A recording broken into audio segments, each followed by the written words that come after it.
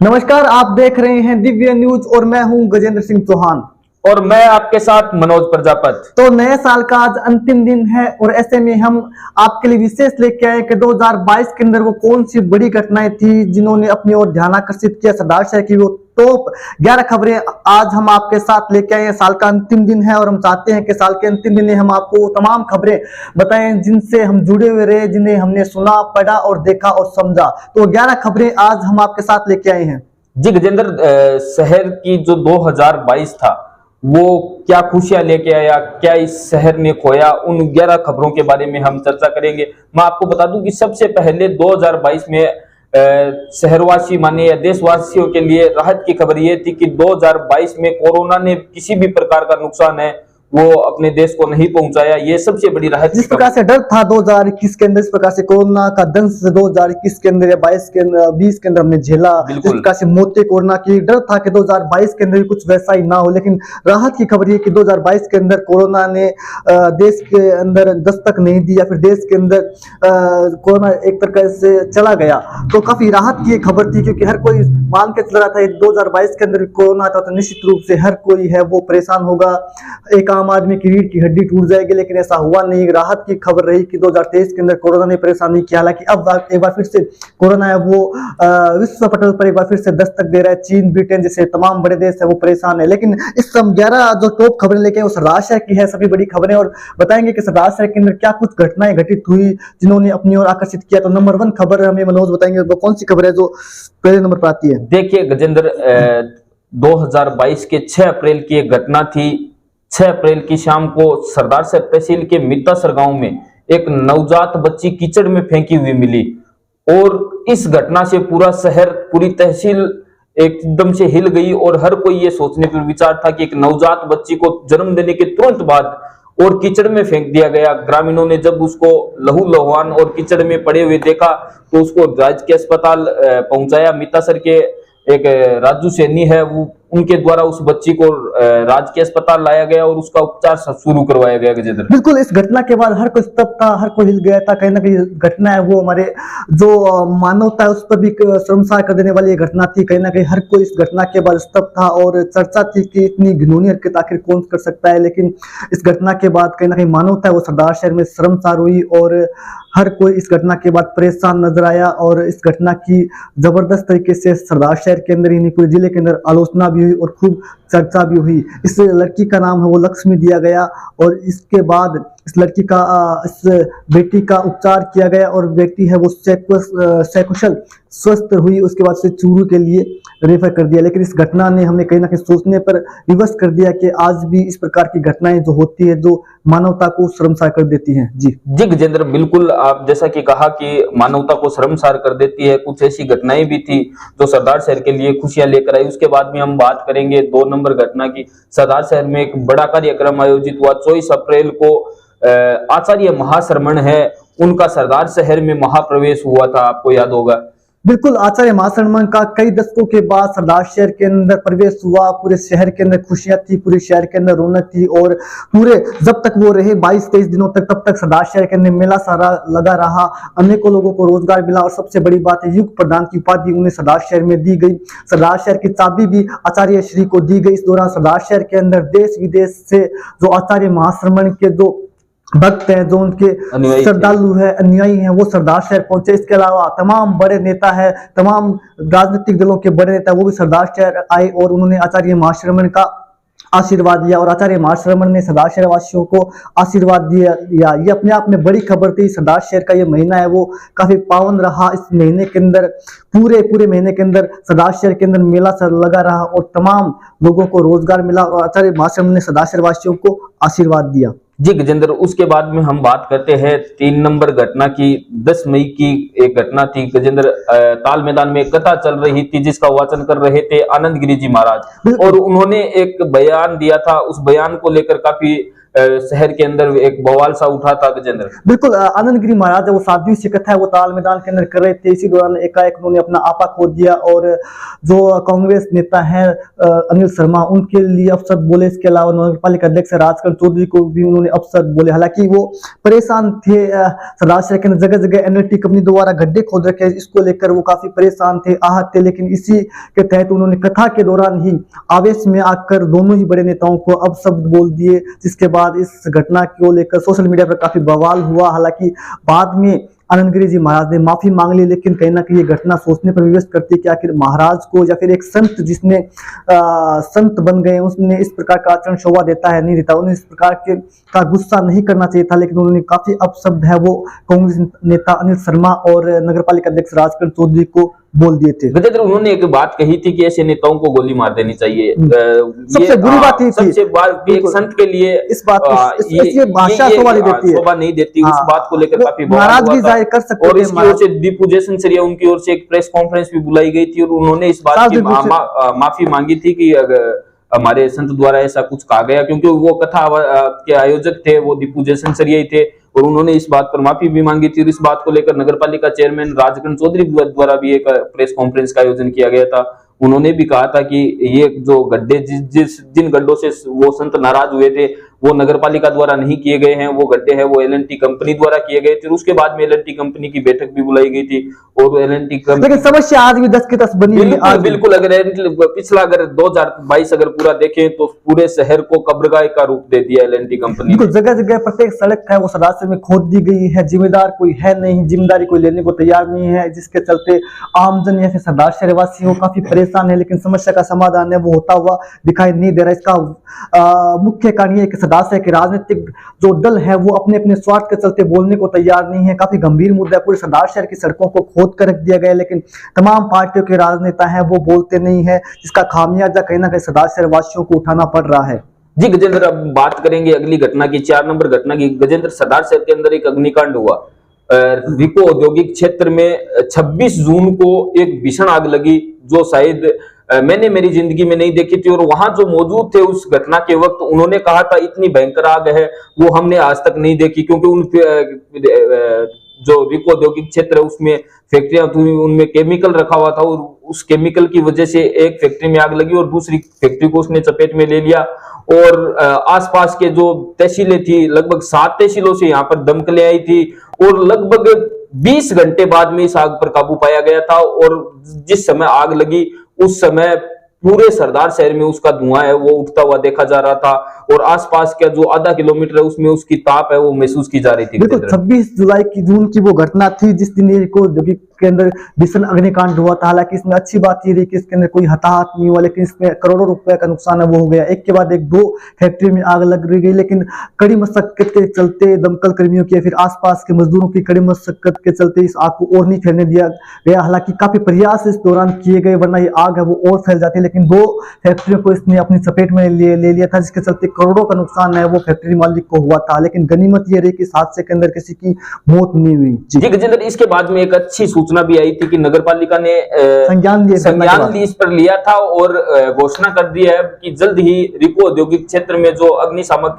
केंद्र है वो बनाया जाएगा। और लंबे समय से हम देखते आ रहे हैं कि समय समय पर रिको औद्योगिक क्षेत्र में अग्निकांड की घटनाएं होती है, लेकिन अग्निशामक जो केंद्र है वो दूर होने के कारण वो समय पर आग पर काबू नहीं पाया जा सकता। लेकिन अगर रिको औद्योगिक क्षेत्र में अगर अग्निशामक केंद्र बनता है तो हो सकता है कि आग इतना विकराल रूप न ले और समय रहते उस आग पर काबू पाया जा सके। चलिए बढ़ते हैं अगली खबर की ओर। 29 जून को सरदार शहर के जालेरा के कुएं के पास एक हिलाकर रख देने वाली घटना सामने आई थी। जी मनोज। जी गजेंद्र, वो घटना ये थी कि एक बिहार निवासी महिला थी। सामने प्रथम दृष्टया यही आया था और परिजनों का भी यही कहना था कि महिला ने पहले खुद अपना गला, पहले अपने मासूम बच्चे का गला काटा और फिर अपना गला काट लिया। तो कहीं ना कहीं ये घटना पूरे शहर को झकझोर देने वाली थी और पूरे शहर में एक ये विचार था कि एक माँ अपने बच्चे का गला नहीं काट सकती, ग्लेंडर है उससे तो कभी भी नहीं काट सकती। ग्लेंडर हर किसी आदमी के या बस में नहीं होता, वो उसको चलाने के लिए बहुत ताकत चाहिए होती है और फिर अपने शरीर पर है वो ग्लेंडर से कोई वार नहीं कर सकता। उसको लेकर थाने में मुकदमा भी दर्ज हुआ था। काफी मोहल्लेवासी है वो लगातार इसमें प्रयासरत भी थे, लेकिन अभी भी ये मामला है वो विचाराधीन है। लेकिन कहीं ना कहीं ऐसे मामले हैं वो झकझोर देने वाले थे, मानवता को शर्मसार कर देने वाले थे कि एक मासूम बच्चे का गला क्यों काटा गया उसमें। बिल्कुल, कहीं ना कहीं ये काफी विवादास्पद मामला रहा था, लेकिन अभी इस मामला कोर्ट में चल रहा है, पुलिस इसमें गहनता से जांच करे, लेकिन इसमें मामले अभी तक कुछ खलकर सामने नहीं है। लेकिन जिस प्रकार से ये घटना थी पूरे शहर के अंदर चर्चा का विषय बन गई और हिलाकर रख देने वाला ये मामला था जो सरदार शहर के झालरिया के कुएं के पास से आया। जी, बढ़ते हैं अगली खबर की ओर। जी गजेंद्र, 10 जुलाई को एक घटना आई थी, सरदार शहर का नजदीकी गांव है कल्याणपुरा, उसमें पानी में डूबने से एक ही परिवार के 3 बच्चों की मौत हो गई थी। बिल्कुल, एक ही परिवार के 3 मासूम बच्चों की मौत हो गई थी। हिलाकर रख देने वाली घटना थी। देर शाम को मैं भी वहां पे मौके पे गया था, काफी परिजनों का रो रो कर बुरा हाल था, पूरा गांव स्तब्ध था। घटना की बात कहने के सरदार शहरवासियों के भी रोंगटे खड़े हो गए थे, क्योंकि इतनी बड़ी घटना थी और इतनी बुरी खबर सरदार शहर के लिए आई कि 3 मासूम बच्चे, छोटे छोटे बच्चे, जो एक इस हादसे के अंदर, इस हादसे में एक 3 मासूम बच्चों की जिंदगी निगल ली। तो कहीं ना कहीं घटना है वो काफी स्तब्ध थी। सूचना के बाद प्रशासन ने मौके पर पहुंचा और पूरी घटना की जानकारी ली, लेकिन इस प्रकार की घटनाओं से बचा जा सकता है। जरा सी लापरवाही के चलते घटना हो गई थी और इसके बाद प्रशासन मौके पर पहुंचा, लेकिन कहीं ना कहीं इस घटना ने सरदार शहर को हिलाकर रख दिया। जी गजेंद्र, बिल्कुल, जो 2022 में है वो बहुत दुखद हादसे हुए इस तरह के। उसके बाद में एक दुखद हादसा और बताता हूँ, 7 नंबर हमारी ये घटना है। 10 सितंबर को सर्प मित्र थे विनोद तिवारी, उनको उनकी अंगुली पर एक सांप ने काट लिया था और उनकी तुरंत मौत हो गई थी गजेंद्र। बिल्कुल, सर्प मित्र विनोद तिवारी, जिन्होंने काफी वर्षों तक सांपों का रेस्क्यू किया, सांपों को वो बचाने का काम करते थे। लेकिन ये 10 सितंबर की घटना है, जब राम मंदिर के पास स्थित गोगामेड़ी के पास वो एक सांप को पकड़ रहे थे, इसी दौरान सर्प ने उन्हें काट लिया, जिसके बाद वो पास ही में स्थित गोगामेड़ी मंदिर जाते हैं, वहां पर गोगो जी महाराज के दर्शन करते हैं, फिर वापस आते हैं और अपनी जो उनका है दम निकल जाता है। तो कहीं ना कहीं ये घटना वो कर देने वाली थी। इस घटना के बाद सोशल मीडिया पर भी काफी वो वीडियो वायरल हुआ था, किस प्रकार से उन्होंने सर्प को काटा था। तो ये घटना वो हिलाकर रख देने वाली थी और एक सर्प मित्र जिन्होंने 10 को तक सांपों की रक्षा की या फिर सांपों का रेस्क्यू किया, अंत में उनकी मौत एक सांप के काटने से हो गई। तो चर्चा का विषय रही और देश भर की मीडिया में ये खबर है वो छाई रही। गजेंद्र, इसमें एक ध्यान रखने वाली बात भी है कि अगर इस तरह से अगर कोई भी आदमी रेस्क्यू करता है, अगर कोई भी ऐसा काम करता है, तो उसको कहीं भी कोई लापरवाही नहीं बरतनी चाहिए। ये भी सभी को ध्यान में रखना, क्योंकि उस वीडियो में एकदम साफ जाहिर देखा जा रहा है कि वो लगातार उससे शायद एक लापरवाही मैं मान सकता हूं कि उस लापरवाही का नतीजा रहा कि विनोद तिवारी को अपनी जान से हाथ गंवाना पड़ा। उसके बाद में बात करते हैं हम 8 नंबर घटना की। 9 अक्टूबर को विधायक भंवरलाल शर्मा का निधन। बिल्कुल, 9 अक्टूबर सरदार शहर के लिए काला अध्याय लिखा जाएगा, क्योंकि लोकप्रिय विधायक पंडित भंवरलाल शर्मा का निधन है वो 9 अक्टूबर को हो गया था। ये सुबह की घटना, जब सुबह ये खबर निकल गई तो पूरा सरदार शहर है वो स्तब्ध रह गया था और किसी को यकीन नहीं हो रहा था कि भंवरलाल शर्मा, जो कि इतने लोकप्रिय, उनका निधन है वो लंबी बीमारी के बाद हो गया था। समय समय पर भंवरलाल शर्मा वो अपनी इलाज करवाने के लिए जाते रहते थे, खबरें आती थी कि बीमार है, लेकिन ये घटना है वो हर किसी को हिलाकर देने वाली थी, जिसके बाद में सरदार शहर में उनके पार्थिव देह को लाया गया और बड़ी संख्या में इस घटना के बाद देश प्रदेश के नेता वो जुटे और दिवंगत विधायक पंडित भंवरलाल शर्मा को अपनी ओर से श्रद्धांजलि दी। एक सरदार शहर की राजनीति का एक युग का अंत भी हम मान सकते हैं इस दिन हो गया, क्योंकि जिस प्रकार से भंवरलाल शर्मा ने यहाँ पे काम किया था, या जितना प्रेम भंवरलाल शर्मा को सरदार शहर में मिला, शायद ही किसी नेता को इतना प्रेम है वो सरदार शहर की जनता ने दिया हो। जी गजेंद्र, बिल्कुल, जैसे ही भंवरलाल शर्मा के निधन की खबर आई, कांग्रेस हो, भाजपा हो या अन्य किसी पार्टी के कोई भी कार्यकर्ता हो, नेता हो या शहरवासी हो, हर कोई इस घटना से दुख था। सबको यही लग रहा था कि सरदार शहर ने आज मानो एक महान जननायक खो दिया। और उसके बाद है वो लगातार उनके 12 दिन तक कार्यक्रम चले। बाहर से, देश विदेश से भी जो बड़े बड़े नेता थे, बड़े बड़े लोग थे, वो सरदार शहर आए और विधायक भंवरलाल शर्मा को श्रद्धांजलि दी। बिल्कुल, आज भी भंवरलाल शर्मा को वो हर कोई याद करता है। बड़े जनाधार वाले नेता थे, ना सिर्फ सरदार शहर चूरू में बल्कि राजस्थान के अलावा देश भर में उनकी पहचान थी, उनकी लोकप्रियता, उनके बेबाक बयान है वो आज भी याद किए जाते हैं, सुने जाते हैं, पढ़े जाते हैं, देखे जाते हैं। सरदार शहर में ऐसा नेता शायद ही कभी होगा। जी गजेंद्र, हम बात करेंगे आगे वाली खबर की। 15 अक्टूबर की एक घटना थी। एक सरदार शहर के चौधरी एचआर स्कूल की जो स्कूल वैन है वो अशोक स्तंभ के पास दुर्घटनाग्रस्त हो गई थी। उसने शराब के नशे में वो चालक था और उस स्कूल वैन में 1 दर्जन से ज्यादा बच्चे वो सवार थे। तो कहीं ना कहीं ये खबर भी हम अपने दर्शकों को बताना बिल्कुल, ये चाहेंगे। खबर इसलिए बताना चाहेंगे क्योंकि इस प्रकार की घटनाओं से बचा जा सकता है। ड्राइवर शराब के नशे में धुत था, उसे होश में नहीं था और उसके चलते कहीं ना कहीं 12 से 15 बच्चों की जिंदगी पर बन आई थी। हालांकि गनीमत ये रही कि इस गंभीर हादसे, इस बड़े हादसे के अंदर हालांकि पूरा वैन क्षतिग्रस्त हो गया था, लेकिन बच्चों को गंभीर चोटें नहीं आई। बच्चों को मामूली चोटें आई, 2-3 बच्चों को जरूर गंभीर चोटें आई, लेकिन इस खबर के अंदर ये है कि इस प्रकार के हादसों से बचा जा सकता है, हमें ध्यान रखना चाहिए था। जी गजेंद्र, बिल्कुल।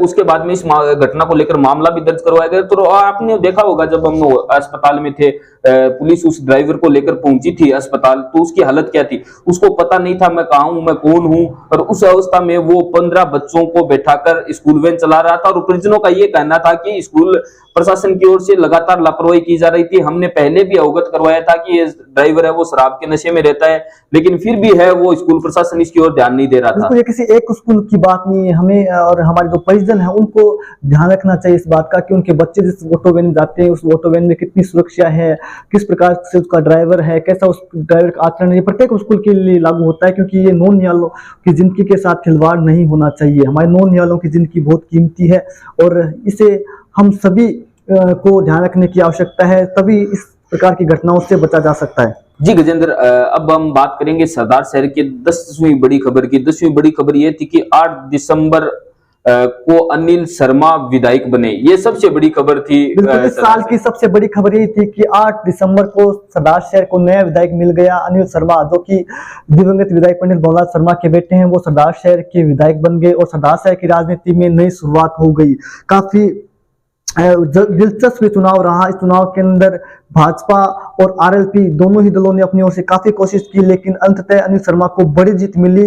आंकड़ा था 26,852 का। बिल्कुल बिल्कुल गजेंद्र, 26,852 वोटों से 8 दिसंबर को अनिल शर्मा ने जीतकर सरदार शहर का नए विधायक के रूप में उन्होंने दिखा दिया कि अब आने वाले 12 महीने हैं, वहां तक अनिल शर्मा है वो विधायक होंगे, क्योंकि ये उपचुनाव था। बिल्कुल, इतिहास अनिल शर्मा ने रच दिया था। 8 दिसंबर को बड़ी जीत अनिल शर्मा को मिली थी और सट्टा बाजार के अंदर भी काफी इसके चर्चाएं रही थी और आरएलपी ने भी चुनाव के अंदर चौंकाया। आरएलपी ने भी 47,000 के करीब वोट लिए, उन्होंने भी चौंकाया। भाजपा नेता अशोक पिंचा को यहाँ पर बड़ी शिकस्त झेलनी पड़ी। उम्मीद नहीं थी कि इतनी बड़ी हार होगी, लेकिन जिस प्रकार से अनिल शर्मा का जादू चला, चाहे शहरी क्षेत्र या ग्रामीण क्षेत्रों, जादू है वो अनिल शर्मा का सर चढ़कर बोला और अनिल शर्मा को बड़ी जीत है वो मिली और उनके आगे के रास्ते हैं वो खुल गए। तो इस जीत से कहीं ना कहीं भाजपा के लिए सिरदर्दी वाली बात ये रही कि उनके आगे का भविष्य क्या होगा, जबकि आरएलपी को यहाँ पर सोचने वाली बात, आरएलपी के लिए अच्छी बात ये रही कि उनकी शुरुआत 10,000 जो वोट मिले थे उसके आगे बढ़ते हुए उन्होंने 47,000 पार कर लिए हैं। तो कहीं ना कहीं आरएलपी के लिए चुनाव भी ये बहुत ज्यादा निराशाजनक नहीं रहा। आरएलपी के लिए चुनाव ये अच्छा रहा, लेकिन कांग्रेस नेता अनिल शर्मा ने इस चुनाव को जीतकर नया इतिहास रच दिया और बड़ी जीत है सरदार शहर में कांग्रेस के अनिल शर्मा को मिली। सीएम अशोक गहलोत ने भी 2 सभाएं की, उसका भी असर यहाँ पर देखने को मिला और प्रदेश के और देश के भाजपा कांग्रेस दोनों ही दलों के नेता वो सरदार शहर में रहे और जमकर अपनी अपनी पार्टी के लिए प्रचार किया। आरएलपी सुप्रीमो हनुमान बेनीवाल ने भी इस दौरान सरदार शहर में आरएलपी प्रत्याशी के लिए गांव-गांव, देहात के अंदर घूमकर प्रचार किया। जी गजेंद्र, बिल्कुल। अब हम बात करेंगे इस वर्ष की आखिरी घटना की, क्योंकि आज इस वर्ष का अंतिम दिन है और हम चाहेंगे कि इस वर्ष में कोई बड़ी दुखद घटना न हो। जो हम बताए नहीं जा रहे हैं वो ये अंतिम घटना हो। तो इस वर्ष की जो अंतिम घटना थी वो 17 दिसंबर को, लेकिन ये इसको घटना नहीं कह सकते हम। 17 दिसंबर को सरदार शहर में एक मानवीय चेहरा सामने आया था गजेंद्र, और एक मिसाल देखने को मिली थी कि जिसका कोई नहीं होता उसका भगवान होता है। उसकी ये जनता में जो अभी भी मानवीय चेहरा लिए लोग बैठे हैं, वो अभी भी जिसका कोई नहीं होता वो है। 17 दिसंबर को ये देखने को मिला था कि सरदार शहर के मजिस्ट्रेट आवास के सामने 65 वर्षीय भगवत सोनी का निधन हो गया था और उनके निधन के बाद उनका अंतिम संस्कार कर देने वाला उनका कोई परिजन नहीं था। ऐसे में जो वहां का टैक्सी स्टैंड है वो आगे आया था और उन्होंने पूरे हिंदू रीति रिवाज के साथ उनका अंतिम संस्कार किया। उनके बाद में उनकी जो क्रियाएं करनी थी वो की, और जो हमें देखने को मिला उनका जागरण तक लगाया गया। महावीर सांखला जैसे बड़े कलाकार को यहाँ पर बुलाया गया और उनका जो भी प्रक्रिया अंतिम संस्कार की होती है वो निभाई गई। प्रदीप सारण नाम का एक व्यक्ति था जिन्होंने उनके पुत्र की भूमिका है वो इसमें निभाई थी। गजेंद्र, बिल्कुल, जीना मरना अपने हाथ में नहीं है, लेकिन कैसे हम जिए, बड़ी बात ये। तो प्रदीप ने जिस प्रकार से जो बड़ा दिल दिखाया, भगवत सोनी का जिस प्रकार से अंतिम संस्कार सरदार शहर में हुआ, कहीं ना कहीं सरदार शहर वासियों के लिए ये एक अच्छे पहलू है, ये मानवीय पहलू है, जो कि हम सभी को समझना चाहिए। भारतीय संस्कृति भी यही है कि हर किसी की मदद करो और आगे बढ़ो। तो टेम्पो स्टैंड या टैक्सी स्टैंड के जो लोग थे, उन्होंने बड़ा दिल दिखाया, सभी एकजुट हुए और उनका पूरा अंतिम क्रियाक्रम जो होता है हिंदू रीति रिवाज के अनुसार वो किया। इसके अलावा उनकी बैठक भी की और इसके अलावा उनको हरिद्वार में जो अंतिम क्रियाएं होती है जो हमारे हिंदू रीति रिवाज के अंदर अनुसार, वो भी उन्होंने की। तो कहीं ना कहीं एक मानवीय पहलू है जो कि हमें आज भी जीवित रखे हुए और अन्य देशों से या फिर अन्य लोगों से हमें अलग बनाता है। तो ये साल की अंतिम बड़ी खबर थी और इस प्रकार की अनेकों खबर है, लेकिन हमें ये लगा कि 11 खबरें जो है वो सरदार शहर में बड़ी घटनाएं घटित हुई, तो उन्हीं पर हमने चर्चा की। और सबसे बड़ी बात है कि इस दफा ये तमाम खबरों के लिए आपने दिव्य न्यूज के साथ आप बने रहे, दिव्य न्यूज को भी आपने खूब प्रेम इस बार दिया। बिल्कुल गजेंद्र, हमारे लिए भी 2022 में कहूंगा बहुत कुछ लेकर आया। सबसे अच्छा साल मैं पीछे के सालों में कहूंगा कि 2022 है वो दिव्य न्यूज के लिए अच्छा रहा। हमारे जो दर्शकों का प्यार था वो लगातार बढ़ता गया। जैसा कि चुनावी माहौल में देखा या समय समय पर देखा, जनता के फोन आते हैं इस घटना में क्या हुआ है, क्या हुआ है, क्या होगा, या जो भी अगर किसी की समस्या होती है तो वो भी बुलाते हैं कि आप हमारी समस्या के लिए आओ, हमारी इस खबर को दिखाओ, जनता तक, प्रशासन तक पहुंचाओ। चुनाव के दरमियान सबसे ज्यादा कोई भरोसेमंद चैनल रहा तो वो दिव्य न्यूज रहा। दिव्य न्यूज के अंदर आपने सभी खबरें देखी, इसके गवाह आप खुद हो। हम आपका तहे दिल से शुक्रिया अदा करते हैं कि 2022 में जिस प्रकार से हमें आपने प्यार दिया, हम उम्मीद करते हैं कि 2023 के अंदर भी वही प्यार आपका बना रहेगा और वैसे ही है। और आप हमारी जो गलतियां उसको हमें कमेंट्स के माध्यम से बताएंगे और इसी प्रकार से हम पर अपना प्यार है वो लुटाते रहेंगे। जी गजेंद्र, 2022 है वो आज समाप्त होने जा रहा है और कल से 2023 की शुरुआत हो जाएगी। हम आशा करते हैं कि हमारे जो दर्शक है उनके लिए 2023 है वो खुशियां लेकर आए, उनके जीवन में नई उमंग भरे और नए उनके जो रुके हुए कार्य हैं वो पूरे हो। बिल्कुल, तो दिव्य न्यूज के और दिव्य न्यूज परिवार की ओर से आप सभी को नववर्ष की बहुत बहुत शुभकामनाएं। इसी के साथ हम फिर नई खबरों के साथ हाजिर होंगे। दिव्य न्यूज के साथ आप बने रहिएगा और देखते रहिएगा दिव्य न्यूज। जी धन्यवाद।